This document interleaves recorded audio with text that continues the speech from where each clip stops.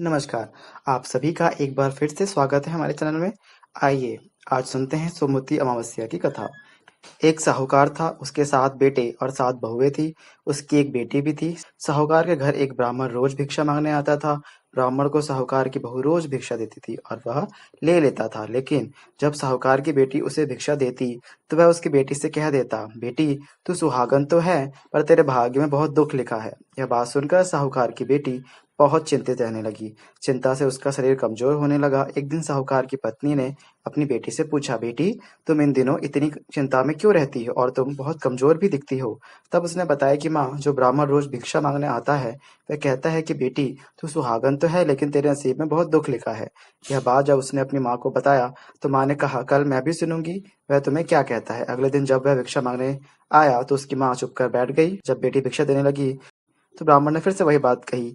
इतनी बात सुनकर उसकी माँ बाहर आ गई और बोली, एक तो हम रोज तुम्हें भिक्षा देते हैं और ऊपर से तुम हमें कोसते हो। तब ब्राह्मण ने कहा, मैं इसे कोसता नहीं हूँ, जो सच है वही बोलता हूँ, जो इसके भाग्य में लिखा है वही कहता हूँ।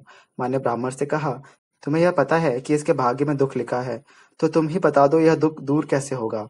तब ब्राह्मण ने कहा, 7 समुद्र पार एक सोना नाम की धोबन रहती है, जो सोमवती अमावस्या का व्रत करती है। अगर वह अपने व्रत का फल तुम्हारी बेटी को दे दे, तो इसका निवारण हो सकता है, नहीं तो विवाह होते ही इसके पति को सांप काट लेगा। यह सुनकर साहूकारनी बहुत रोने लगी और सोना धोबिन की तलाश में जाने लगी। चलते चलते रास्ते में धूप पड़ने लगी। साहूकारनी एक पीपल के नीचे बैठ गई। उस पीपल के पेड़ पर एक गरुड़ पक्षी का घोंसला था, जिसमें गरुड़ का एक बच्चा रहता था। साहूकारनी ने उस घोंसले के पास एक सांप चढ़ता देखा, तो उसने उस गरुड़ के बच्चे को बचाने के लिए उस सांप को मारकर डाल के नीचे रख दिया। जब गरुड़ पक्षी आई, तो उसने घोंसले के पास खून देखा। वह क्रोधित हो गई और साहूकारनी को चोंच मारने लगी। तब साहूकारनी ने कहा, मैंने तुम्हारे बच्चे की जान बचाई है।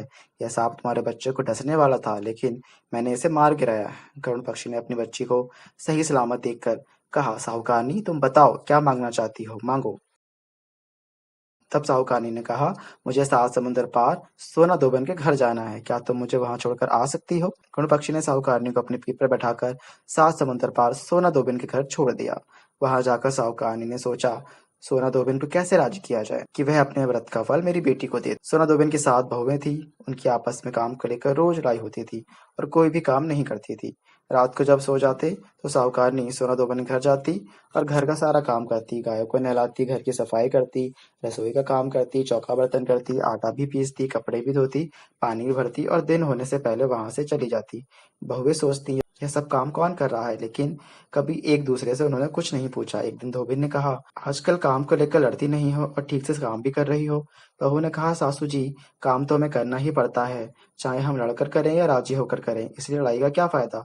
आजकल हम खुश होकर ही सारा काम कर लेते हैं। सोना धोबी ने सोचा कि आज देखा जाए कि कौन सी बहू काम करती है। देखने के लिए वह रात भर सोई नहीं। उसने देखा, रात को एक औरत आई और पूरे घर का काम करके जाने लगी। सोना धोबी ने कहा, तुम कौन हो और तुम्हें ऐसा करने की क्या जरूरत है, जो तुम इतना सारा काम हमारे यहाँ कर रही हो, तुम्हें क्या चाहिए। साहूकारनी ने कहा, जरूरत है, तभी तो मैं इतना काम कर रही हूँ। सोना धोबी ने पूछा, तुम्हें क्या चाहिए। साहूकारनी ने कहा, पहले मुझे वचन दो कि मैं जो कहूंगी वह मानूंगी, तभी मैं बताऊंगी। सोना धोबी ने वचन देकर कहा, अब बताओ क्या चाहिए। साहूकारनी ने कहा, मेरी बेटी के भाग्य में दुख लिखा है, इसलिए आप उसे सुहाग दे दो और सोमवती अमावस्या का फल उसे दे दो। सोना धोबी मान गई और अपने बेटे बहू से बोली, मैं साहूकारनी के घर जा रही हूँ, यदि पीछे से तुम्हारे पिताजी खत्म हो जाएं, तो तेल घी उन पर डालकर छोड़ देना। फिर दोनों साहूकारनी के घर चली गईं। साहूकारनी की बेटी का ब्याह होने लगा। दूल्हा फेरों में बैठा। सोना धोबी दूल्हे के घुटने के पास करवा लेकर उसमें दूध डालकर और तार लेकर बैठ गई।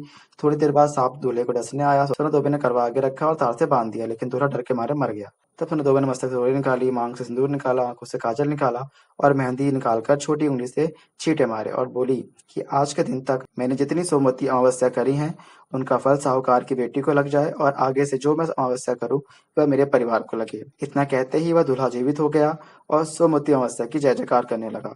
जब सोना धोबिन वापस जाने लगी, तब साहूकारनी बोली, तुमने मेरे जमाई को नया जीवन दान दिया है, इसलिए कुछ भी मांग सकती हो। वह बोली, मुझे कुछ नहीं चाहिए, सिर्फ एक हांडी दे दो। सोना दो बहन हांडी लेकर घर चली जाती है। रास्ते में सोमवती अमावस्या आती है। वह हांडी की 108 परिक्रमा लगाकर उस हांडी को पीपल के पेड़ के नीचे गाड़कर अपने घर आ जाती है।